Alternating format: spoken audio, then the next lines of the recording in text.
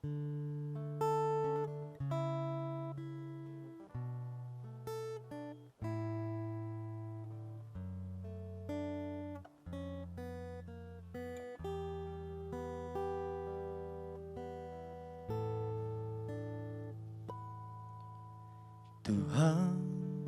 sungguh ku bersyukur Kau menyertai hidupku selama ini. Tuhan, ku berterima kasih untuk kasih setiamu yang tak pernah berakhir. Aku ada hari ini karena Tuhan baik dan teramat baik bagiku. Semua yang ku alami bersamamu ku lewati. Indahnya kasih Tuhan seperti pelangi sehabis hujan.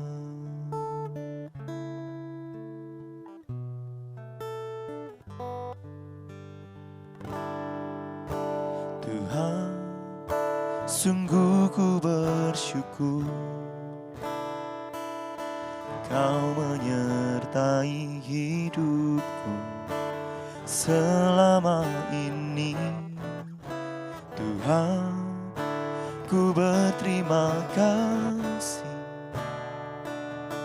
untuk kasih setiamu yang tak pernah berakhir.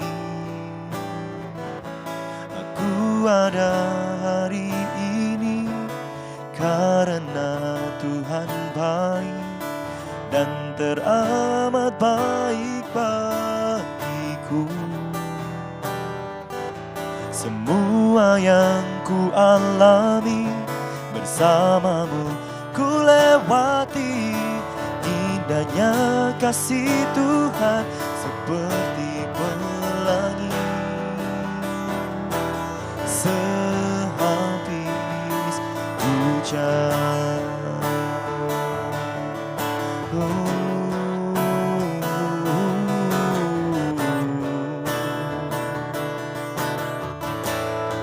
Kami ada hari ini karena kebaikan kasih-Mu Tuhan Yesus.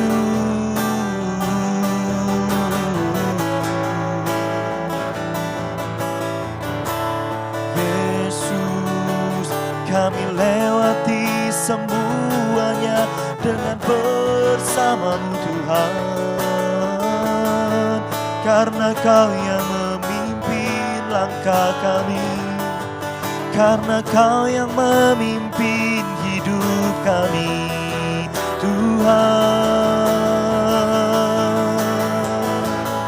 Sungguh kami bersyukur akan kebaikan-Mu.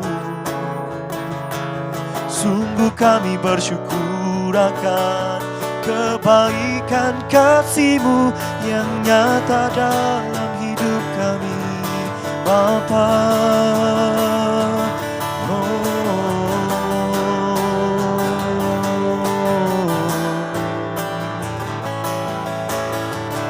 Kami bersyukur kepadamu Tuhan Yesus,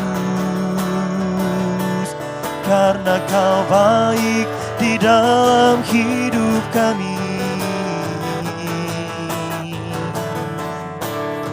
Kasih-Mu indah seperti pelangi sehabis hujan, Yesus.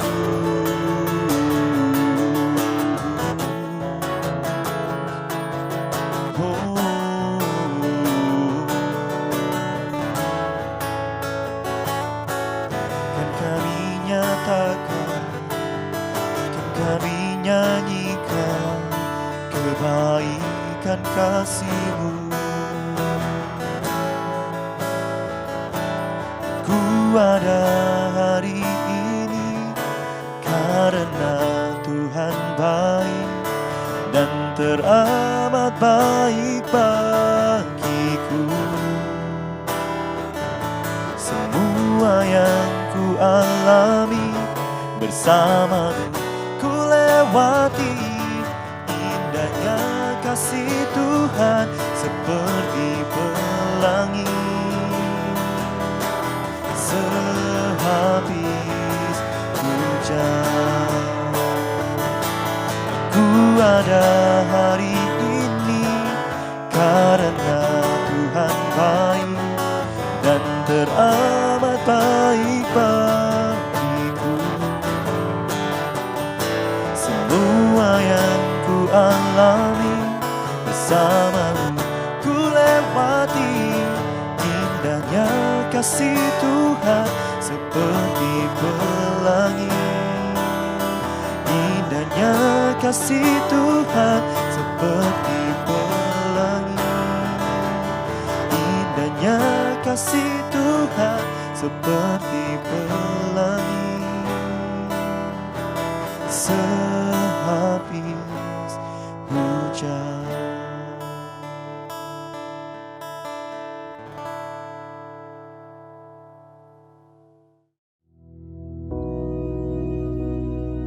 Bapa kami yang di surga, dikuduskanlah namamu, datanglah kerajaan-Mu, jadilah kehendak-Mu di bumi seperti di surga. Berikanlah kami pada hari ini makanan kami yang secukupnya, dan ampunilah kami akan kesalahan kami, seperti kami juga mengampuni orang yang bersalah kepada kami. Dan janganlah membawa kami ke dalam pencobaan, tetapi lepaskanlah kami daripada yang jahat. Karena Engkaulah yang empunya kerajaan dan kuasa dan kemuliaan sampai selama-lamanya. Amin.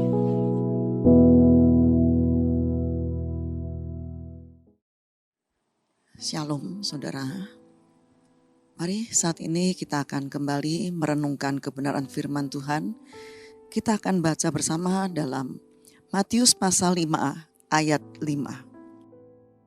Berbahagialah orang yang lemah lembut, karena mereka akan memiliki bumi. Saudara, kebahagiaan sejati itu akan diberikan kepada orang yang lemah lembut hatinya. Sebab orang yang lembut hati akan memiliki bumi. Kata lemah lembut di sini dipakai dari istilah protis. Protis atau lemah lembut adalah kekuatan yang terkendali, yang diarahkan menjadi sesuatu yang bermanfaat. Orang yang lemah lembut bukanlah orang yang lemah gemulai atau orang yang loyo, orang yang mudah goyah atau tidak punya pendirian, melainkan lemah lembut diartikan sebagai kekuatan yang terkendali. Di dalam Bilangan pasal 12 ayat 3 dikatakan, adapun Musa ialah seorang yang sangat lembut hatinya, lebih dari setiap manusia yang di atas muka bumi. Mengapa demikian? Apakah Musa seorang yang lemah? Tentu saja tidak. Bagaimana mungkin Musa bisa memimpin bangsa Israel keluar dari tanah Mesir menuju tanah Kanaan bila dia seorang yang lemah? Musa adalah seorang yang mempunyai prinsip dan pendirian yang keras. Bahkan dia pernah murka ketika bangsa Israel membuat patung emas dan menyembah kepadanya. Namun ketika Musa menangani masalah-masalah yang ada pada bangsa itu, ia melayani dengan sabar dan lemah lembut. Ia mengayomi bangsa Israel. Yesus juga pernah berkata dalam Matius 11 ayat 29, belajarlah padaku karena aku lemah lembut dan rendah hati. Yesus juga pernah mengambil cambuk dan mengusir orang-orang yang berjualan di bait Allah.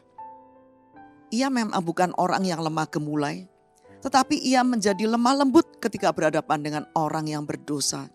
Seperti seorang wanita berzina yang akan dirajam. Yesus berkata, pergilah dan jangan berbuat dosa lagi. Juga kepada Sakius yang dijauhi orang banyak, Yesus makan semeja dengan dia. Dan pertobatan pun terjadi dalam hidup Zakius dan keluarganya. Saudara, orang yang lemah lembut adalah orang yang mempunyai prinsip dan pengendalian diri yang kuat. Orang yang lemah lembut itu prinsip hidupnya kuat.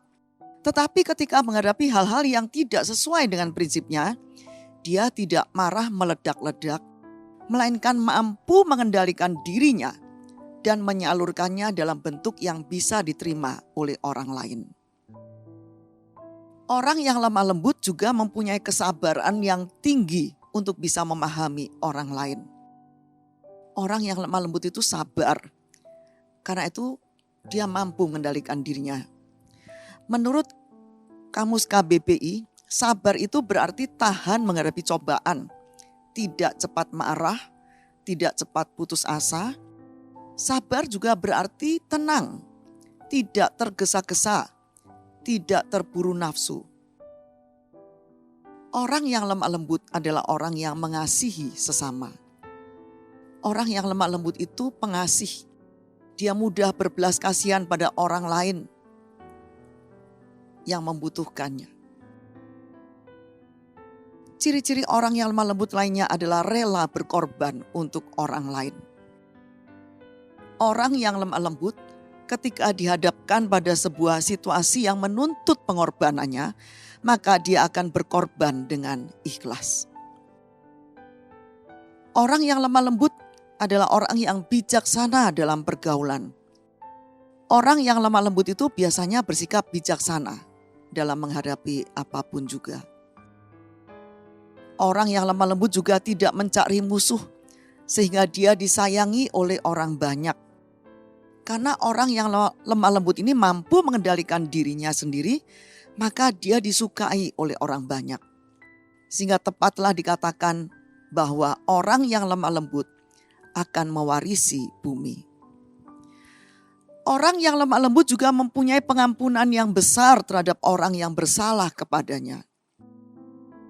Orang yang lemah lembut ini tidak pendendam, tetapi memiliki pengampunan yang besar terhadap orang yang bersalah kepadanya. Jika hati kita ini diwarnai oleh kepahitan dan kebencian, maka hati kita akan mengeras dan tidak bisa mengampuni. Jika demikian, maka akan sulit bagi orang lain untuk bisa menerima kita. Sebab orang yang kasar akan mengalami perlawanan di mana-mana. Para ahli mengatakan bahwa 90% konflik yang terjadi, khususnya dalam rumah tangga, tidak disebabkan oleh masalah besar, tetapi oleh nada bicara yang salah. Ucapannya seperti orang yang sedang marah, sehingga orang yang mendengarnya merasa tidak enak hati. Jika di antara kita ada yang mempunyai hati yang penuh dengan kebencian, biarlah kita akan membuka hati untuk Roh Kudus menolong kita, supaya kita menjadi orang yang lemah lembut, lebih sabar, dan mau mengampuni kesalahan orang lain. Sebab jika kita mau mengampuni orang lain, maka kebahagiaan itu akan kita terima. Berbicara tentang masalah pengampunan, banyak orang berpikir bahwa pengampunan itu adalah sesuatu yang kita berikan untuk orang lain. Nah, hal ini tidak benar. Pengampunan sebenarnya kita berikan kepada diri kita sendiri. Sebab itu kalau kita mengeraskan hati tidak mau mengampuni orang lain, siapa yang dirugikan? Siapa yang kehilangan sukacita dan damai sejahtera? Bukan orang lain, melainkan diri kita sendiri. Karena itu marilah kita belajar memiliki hati yang lembut dan mau mengampuni orang lain. Pengampunan itu sebenarnya adalah hadiah yang kita berikan kepada diri kita sendiri. Nah, berikanlah hadiah yang indah itu kepada diri kita. Milikilah kelemah lembutan dari Allah. Suatu saat saudara, ada seorang presiden Amerika Serikat yang bernama Theodore Roosevelt. Setelah habis masa jabatannya, ia mendukung seorang temannya yang bernama William Howard Taft untuk menjadi presiden berikutnya. Akhirnya Taft memenangkan pemilihan presiden dan menjadi presiden Amerika Serikat. Namun setelah terpilih menjadi presiden, Taft ini membuat keputusan-keputusan yang tidak disetujui oleh Roosevelt. Bahkan kemudian ditentang mati-matian oleh Roosevelt. Akibatnya, masing-masing pihak merasa dikhianati oleh sekutunya. Hal ini membuahkan permusuhan yang berkepanjangan. Pada pemilihan presiden berikutnya, Howard Taft dan Theodore Roosevelt sama-sama terpilih sebagai kandidat presiden dan mereka bersaing. Taft disebut oleh Roosevelt sebagai si pandir, si kepala besar berotak babi, si kartu mati. Sedangkan Taft menyebut pembimbingnya yaitu Roosevelt sebagai si kepala besar, pemimpin bertopeng.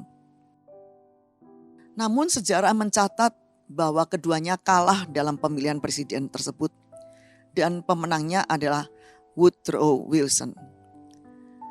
5 tahun kemudian, suatu ketika Taft bermalam di sebuah hotel yaitu Hotel Blackstone dan petugas hotel memberitahu pada Taft bahwa Roosevelt sedang makan sendirian di hotel tersebut.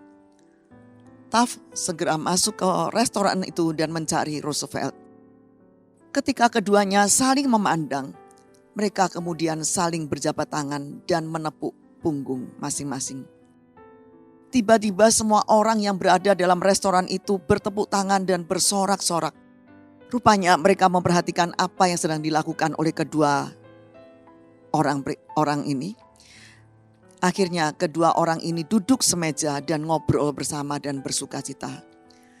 Beberapa bulan kemudian Roosevelt meninggal dunia. Namun Taft bersyukur karena mereka sudah berdamai terlebih dahulu. Mereka sudah saling melepas pengampunan.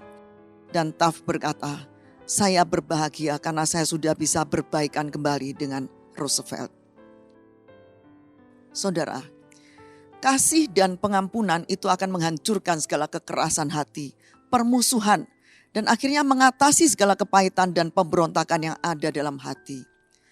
Tuhan memberikan sebuah pelajaran yang sangat berharga pada kita, bahwa kebahagiaan yang sejati hanya bisa dimiliki oleh orang yang lembut hatinya. Kalau kita mengamati kehidupan Musa, maka secara jujur kita harus akui bahwa Musa adalah seorang yang lembut hatinya. Bayangkan saja dalam kehidupan sehari-hari, mungkin kalau kita memimpin 50 orang saja, kita sudah merasa kewalahan dengan karakternya yang berbeda-beda.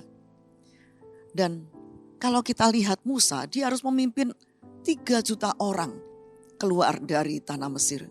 Ini bukan sesuatu yang mudah kalau orang yang tidak memiliki hati yang lembut. Apalagi 3 juta orang ini sebagian adalah orang yang suka bersungut-sungut ketika menghadapi hal-hal yang tidak menyenangkan. Namun karena Musa seorang yang lembut hatinya, dia bisa memaklumi orang-orang itu, bahkan memintakan pengampunan kepada Tuhan. Saudara, mungkin kita berkata, ya, karena Musa seorang yang melankolis. Bagaimana dengan seorang yang sanguin, yang spontanitasnya tinggi? Apa bisa memiliki hati yang lembut? Jawabannya bisa. Petrus adalah seorang sanguin. Kalau kita baca pada kisah-kisah awal, kita lihat bahwa Petrus ini seorang yang memiliki spontanitas yang tinggi. Misalnya pada malam sebelum Yesus ditangkap, Yesus berkata bahwa murid-muridnya ini akan tergoncang imannya karena Tuhan. Sebab gembala itu akan dibunuh dan para dombanya akan tercerai-berai.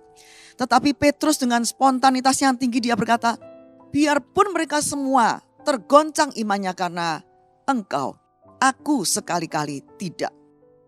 Tetapi Yesus berkata, sebelum ayam berkokok 2 kali, engkau sudah menyangkal aku 3 kali. Saudara, dan akhirnya benar Petrus menyangkal Yesus.